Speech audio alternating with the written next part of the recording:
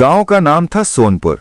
एक छोटा सा गांव जहां सुबह की शुरुआत मुर्गे की बांग से होती और शाम को पीपल के पेड़ के नीचे बुजुर्गों की चौपाल से। इसी गांव के कच्चे रास्ते के किनारे एक टूटा फूटा घर था जिसमें रहता था रामू और उसका बेटा अर्जुन। रामू खेतों में मजदूरी करता था, कभी किसी के यहाँ बैल संभालता, कभी ईंट धोता, जो मिल जाए वही कर लेता। उसकी कमाई बस इतनी होती कि घर का चूल्हा जल जाए। अर्जुन बचपन से ही अलग था। उसके सपनों में गरीबी नहीं बल्कि हिम्मत और हौसला था। जब भी वो गांव के स्कूल में सेना की वर्दी वाली तस्वीर देखता, उसकी आंखें चमक उठतीं। वो कहता, बाबा एक दिन मैं भी ऐसी ही वर्दी पहनूंगा। रामू मुस्कुरा देता, पर उस मुस्कान में दर्द छिपा होता। उसे पता था सपने देखना आसान है, पर गरीबी में उन्हें पूरा करना बहुत मुश्किल। अर्जुन की मां बचपन में ही गुजर चुकी थी, इसलिए रामू ही उसके लिए माँ बाप दोनों था। रात को थका हारा लौटकर भी वो अर्जुन को पढ़ाता, खुद अनपढ़ होते हुए भी किताबें पकड़कर बैठ जाता। बाबा आपको नींद आ रही है, सो जाओ, अर्जुन कहता। रामू जवाब देता, जब तू अफसर बनेगा तब मैं चैन से सोऊंगा। समय बीतता गया। अर्जुन ने 12वीं पास की और सेना की भर्ती की तैयारी शुरू कर दी। गांव के लोग हंसते थे, अरे रामू फौज में जाना कोई मजाक है क्या? पैसे लगते हैं, कोचिंग लगती है। रामू कुछ नहीं बोलता, बस खेत में और ज्यादा मेहनत करने लगा। कभी कभी वो अपनी पुरानी साइकिल बेचने का भी सोचता ताकि अर्जुन के लिए जूते और किताबें खरीद सके। भर्ती का दिन आया। अर्जुन दौड़ में पास हुआ, मेडिकल में भी। जब लिस्ट में उसका नाम आया तो उसे यकीन ही नहीं हुआ। वो भागता हुआ घर पहुंचा, बाबा हो गया, मेरा सिलेक्शन हो गया। रामू ने पहले तो सुना ही नहीं, फिर जब समझा तो उसके हाथ कांपने लगे। उसने अर्जुन को गले लगाया और पहली बार उसकी आंखों से आंसू बह निकले, खुशी के आंसू। कुछ महीनों बाद अर्जुन ट्रेनिंग के लिए चला गया। घर सूना हो गया। रामू रोज उसी चारपाई पर बैठकर बेटे की तस्वीर देखता और खुद से बातें करता। देखना बेटा, तू जब वर्दी में लौटेगा ना, पूरा गांव तुझे देखने आएगा। ट्रेनिंग के दौरान अर्जुन ने बहुत मुश्किलें झेली।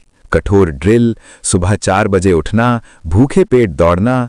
कई बार उसे लगा कि वो हार जाएगा, पर फिर उसे अपने बाबा का चेहरा याद आता, झुर्रियों भरा, थका हुआ, पर उम्मीदों से भरा। 3 साल बाद वो दिन आया जब अर्जुन को पहली छुट्टी मिली। वो सेना की वर्दी में घर लौट रहा था। उधर सोनपुर में रामू रोज रास्ते की तरफ देखता रहता। पोस्टमैन से लेकर चाय वाले तक सब जान चुके थे कि रामू का बेटा फौज में है। उस सुबह गांव में खबर फैल गई, अरे रामू का लड़का आज आ रहा है। पीपल के पेड़ के नीचे लोग इकट्ठा होने लगे। बच्चे सड़क के किनारे गिनती करने लगे, कौन सी बस आएगी। दोपहर की धूप में एक बस रुकी। बस से उतरते ही अर्जुन ने जमीन को छुआ और माथे से लगाया। उसके कंधे पर बैग था और शरीर पर हरी वर्दी। बाबा, उसने जोर से पुकारा। रामू भीड़ से निकलकर आगे आया। एक पल के लिए वो अपने बेटे को पहचान ही नहीं पाया। सीधा खड़ा, चौड़ी छाती, चेहरे पर आत्मविश्वास। दोनों एक दूसरे को देखते रहे। फिर रामू ने कांपते हाथों से अर्जुन की वर्दी को छुआ। सच में तू फौजी बन गया बेटा? अर्जुन की आंखें भर आईं। हां बाबा, आपकी वजह से। रामू ने उसे सीने से लगा लिया। गांव के लोग तालियां बजाने लगे। कोई बोला, देखो मेहनत हो तो गरीब का बेटा भी देश का सिपाही बन सकता है। रामू को उस दिन पहली बार अपनी गरीबी का दुख नहीं बल्कि गर्व महसूस हुआ। उसे लगा जैसे उसकी सारी मेहनत का फल आज उसे मिल गया हो। अर्जुन ने घर के अंदर कदम रखा। वही टूटी दीवारें, वही पुरानी चारपाई, पर अब सब कुछ बदला हुआ लग रहा था। बाबा, अब आपको खेत में मजदूरी नहीं करनी पड़ेगी, अर्जुन बोला। रामू मुस्कुराया। मुझे काम से नहीं, लाचारी से डर लगता था। आज वो डर खत्म हो गया। शाम को पूरे गांव ने मिलकर छोटा सा स्वागत किया। किसी ने मिठाई दी, किसी ने माला पहनाई। बच्चे अर्जुन की टोपी पहनकर फोटो खिंचवाने लगे। उस रात रामू सो नहीं पाया। वो चुपचाप बाहर बैठा आसमान की तरफ देखता रहा। हे भगवान, उसने मन ही मन कहा, तूने मेरे बेटे को वहां पहुंचाया जहां मैं खुद कभी सपने में भी नहीं पहुंच सकता था। और अर्जुन भी चुपचाप बैठा अपने बाबा को देख रहा था। उसे समझ आ रहा था कि असली हीरो वो नहीं बल्कि उसका पिता है, जिसने खुद भूखा रहकर भी उसके सपनों को जिंदा रखा। उस रात सोनपुर के उस छोटे से घर में सिर्फ एक फौजी नहीं लौटा था, लौटी थी उम्मीद, सम्मान और एक गरीब बाप की जिंदगी की सबसे बड़ी खुशी। अर्जुन की छुट्टी कुछ ही दिनों की थी। सोनपुर में उन दिनों हर सुबह एक नई खुशी लेकर आती। रामू अब खेत पर कम और गांव की चौपाल पर ज्यादा बैठता। क्योंकि हर कोई उसी से पूछता, रामू भाई, फौज में कैसा होता है? और रामू सीना चौड़ा करके कहता, मेरे बेटे से पूछो, वही अब देश की रखवाली करता है। लेकिन खुशी के साथ एक डर भी था। रामू जानता था कि सेना की नौकरी सिर्फ वर्दी और सम्मान नहीं, बल्कि जान जोखिम में डालने का नाम है। जब अर्जुन वापस जाने लगा तो रामू ने उसे चुपचाप एक पुरानी माला दी। तेरी माँ की निशानी है, उसने कहा, इसे पहनकर रखना, भगवान तेरा साथ देगा। अर्जुन ने माला को माथे से लगाया और बाबा के पैर छुए। बस जैसे ही गांव से निकली, रामू की आंखें फिर भर आईं। लेकिन इस बार वो रोया नहीं, उसने खुद को मजबूत रखा। कुछ महीनों बाद अर्जुन की पहली पोस्टिंग लगी।